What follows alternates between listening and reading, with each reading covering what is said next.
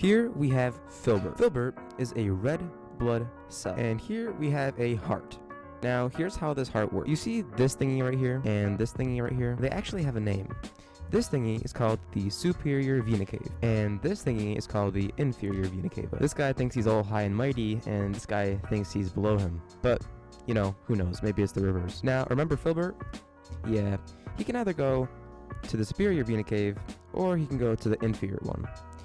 But today, he's gonna go to the superior one. Now, what happens when filbert goes through this superior vena cave? Well, that's pretty simple. He ends up in the right atrium. But filbert isn't really happy with being in the right atrium, so he decides to open the door and go to a different section of the heart. And that door is called the tricuspid valve. After opening the tricuspid door, filbert is now in the right ventricle. But guess what?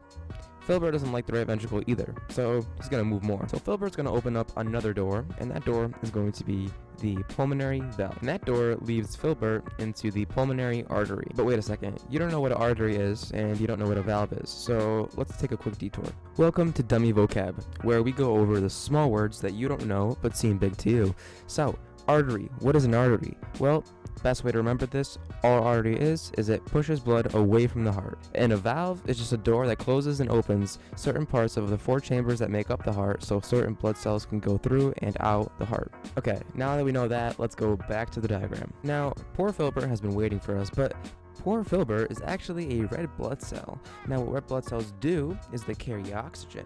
And the way they do that is they have hemoglobin. So what is hemoglobin? Well, hemoglobin is a protein. And this protein hemoglobin allows the red blood cell to carry oxygen. But why? Well, that's actually pretty simple. Let's take a look. Here's you. You need energy. But how do you get this energy? You guessed it. Oxygen. Also glucose. You see, these two, glucose and oxygen, are used for respiration. Now, respiration is easy. Here's how. In order for respiration to work, you need glucose plus oxygen, which equals H2O plus CO2 plus ATP. Now, Frederick gets us the oxygen, and our digestive system gives us the glucose. And it's all for ATP. Now, wait, you don't know what ATP is, so back to the dummy vocab. ATP stands for adenine triphosphate, but in simple terms, it's just energy.